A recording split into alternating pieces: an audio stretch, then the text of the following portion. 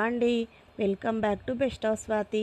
నేనైతే ఈరోజు జొన్నలతో దోశలు ఎలా చేయాలో చూపించాను ఈ వీడియోలో.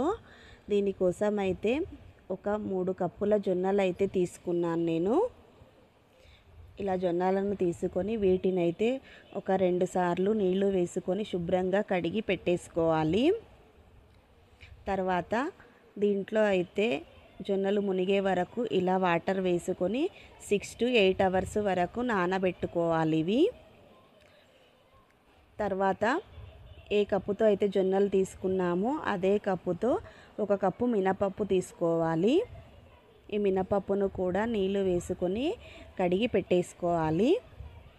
తర్వాత దీంట్లో అయితే నేను ఇప్పుడు కొద్దిగా మెంతులు వేసుకుంటున్నాను. మనకు ఈ మినపప్పు నానడానికి అయితే 2-3 అవర్స్ అయితే సరిపోతుంది.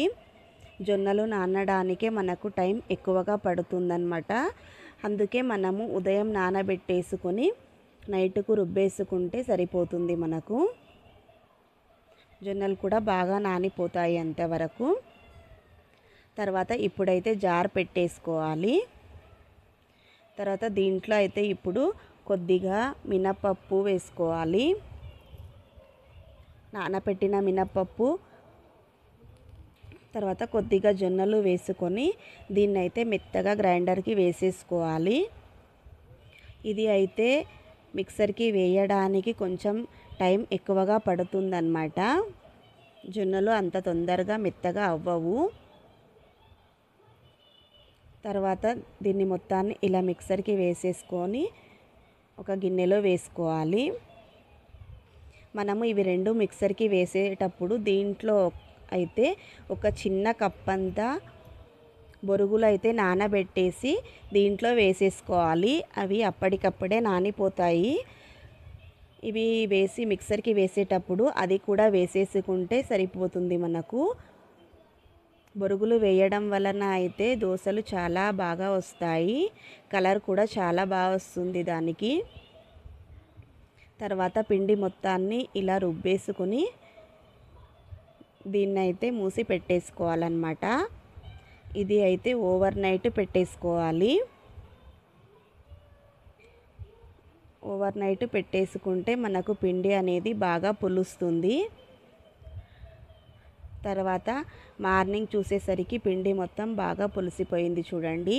ఇది అయితే ఎండాకాలం కదా, పిండి తొందరగా పులిసేస్తుంది మనకు. తర్వాత దీన్ని మొత్తాన్ని బాగా ఇలా కలుపుకోవాలి. తర్వాత దీంట్లో నుంచి కొంచెం పిండి అయితే తీసుకోవాలి మనము. తీసుకొని దీంట్లో అయితే రుచికి తగినంతగా ఉప్పు వేసేసుకోవాలి. ఇలా ఉప్పు వేసేసుకోవాలి. తర్వాత చిటికెడంతా కొంచెము చక్కెర అయితే వేసుకోవాలి. ఈ చక్కెర వేసుకోవడం వలన అయితే దోశలు క్రిస్పీగా వస్తాయి. ఇలా వేసుకొని పిండి మొత్తాన్ని బాగా కలిపేసుకోవాలి. వాటర్ కావలిస్తే కొద్దిగా వాటర్ వేసుకొని దోశ ప్యాటర్న్ ఎలా ఉంటుందో అలా రెడీ చేసి పెట్టేసుకోవాలి మనము పిండినైతే. మనకు దోశ కోసం అయితే పిండి రెడీ అయిపోయింది. తర్వాత ఇప్పుడైతే మనము చట్నీ ఎలా చేయాలో చూపిస్తాను. నేనైతే పుదీనా చట్నీ చేశాను. ఇది మా ఇంట్లో అయిన పుదీనానే. తర్వాత బాండ్లీ పెట్టి 1 స్పూన్ ఆయిల్ వేసుకున్నాను. తర్వాత దీంట్లో కొద్దిగా జీలకర్ర, చిటికెడు ఇంగువ వేసుకున్నాను. తర్వాత ఇప్పుడు దీంట్లో అయితే పచ్చిమిర్చి వేసుకున్నాను. పచ్చిమిర్చి వేసుకొని ఒకసారి బాగా ఇలా ఫ్రై చేసుకోవాలి. తర్వాత ఇప్పుడు దీంట్లో అయితే పసుపు వేసుకోవాలి, ఒక 1/2 స్పూను వేసుకొని మళ్ళీ ఒకసారి బాగా కలుపుకోవాలి. తర్వాత పుదీనా తీసుకొని వాటర్లో వేసి బాగా కడిగేసి దీంట్లో వేసేసుకోవాలి. తర్వాత కొద్దిగా కొత్తిమీర కూడా వేసుకున్నాను నేను. తర్వాత దీన్ని మొత్తాన్ని అయితే ఇలా బాగా ఫ్రై చేసుకోవాలి. పుదీనా కొంచెం పచ్చివాసన పోయేంత వరకు ఫ్రై చేసుకోవాలి మనము. తర్వాత దీంట్లోనే కొద్దిగా చింతపండు అయితే వేసుకోవాలి మనకు పులుపు కోసం అయితే. తర్వాత దీంట్లో పచ్చి కొబ్బరి ముక్కలు అయితే వేస్తున్నాను నేను.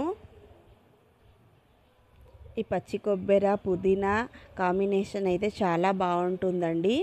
మీరు కూడా ఒకసారి ట్రై చేయండి ఈ చట్నీ. ఇలా మొత్తాన్ని బాగా ఫ్రై చేసుకోవాలి. ఇది ఏ దోసకైనా బాగుంటుంది చట్నీ టేస్ట్. ఇడ్లీలోకి కూడా చాలా బాగుంటుంది ఈ చట్నీ అయితే. తర్వాత దీన్ని మొత్తాన్ని ఇలా బాగా ఫ్రై చేసి చల్లారిన తర్వాత మిక్సర్కి వేసేసుకోవాలి. ఇప్పుడు దీన్ని మొత్తాన్ని ఇలా జార్లోకి తీసేసుకోవాలి. తర్వాత ఇప్పుడు దీంట్లో అయితే నేను ఒక 3 స్పూన్స్ పల్లీల పొడి అయితే వేసుకుంటున్నాను. ఇది వేయించిన పల్లీల పొడి. ఇలా పల్లీల పొడి వేసుకున్నాను. తర్వాత ఉప్పు వేసుకోవాలి. టేస్ట్కి తగినంతగా వేసేసుకోవాలి.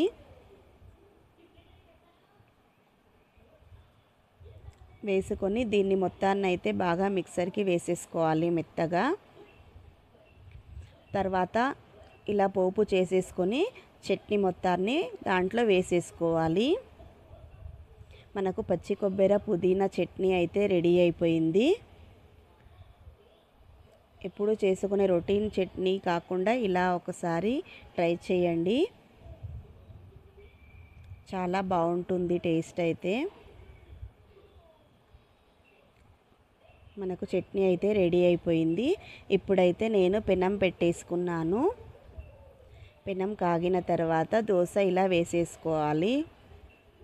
ఇవి అయితే మనం నార్మల్ చేస్తాం కదా, నార్మల్గా దోశ అలానే ఉంటుంది. తర్వాత దీనికైతే ఇప్పుడు ఆయిల్ వేసుకుంటున్నాను.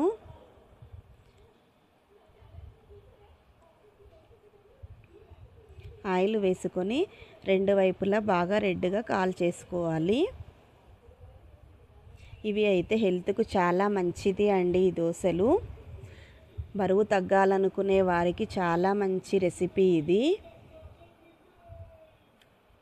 చాలా ఈజీగా కూడా చేసేసుకోవచ్చు మనము. ఎప్పుడూ చేసే రొటీన్ దోశలు కాకుండా ఇలా కొత్తగా ఒకసారి ట్రై చేయండి. చాలా టేస్టీగా అయితే ఉంటుంది మనకు. దీంట్లో అయితే మనము అసలు రైస్ ఎక్కడా వాడలేదు. అందుకే ఇది బరువు తగ్గాలనుకునే వాళ్ళకు చాలా బాగా యూజ్ అవుతుంది. ఇంకొక దోశ కూడా ఇలా వేసి చూపిస్తాను చూడండి.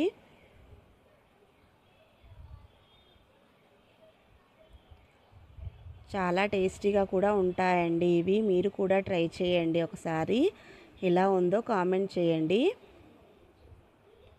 అంతే అండి, చాలా క్రిస్పీగా కూడా అవుతాయన్నమాట ఇవి. మనకు ఎంతో టేస్టీగా ఉండే జొన్న దోశలు అయితే రెడీ అయిపోయాయి. మీరు కూడా ఒకసారి ట్రై చేయండి. ఎలా ఉందో కామెంట్ చేయండి. నా ఛానల్ని అయితే సబ్స్క్రైబ్ చేసుకోండి. ఛానల్ని సబ్స్క్రైబ్ చేసుకోకుండా చూస్తున్నారు అందరూ. ప్లీజ్ సబ్స్క్రైబ్ చేసుకొని చూడండి నా ఛానల్ని అయితే. అంతే అండి, ఈజీ రెసిపీ అయితే రెడీ అయిపోయింది. జొన్నల దోశ అయితే రెడీ అయిపోయాయి. ఓకే, థ్యాంక్ యూ అండి.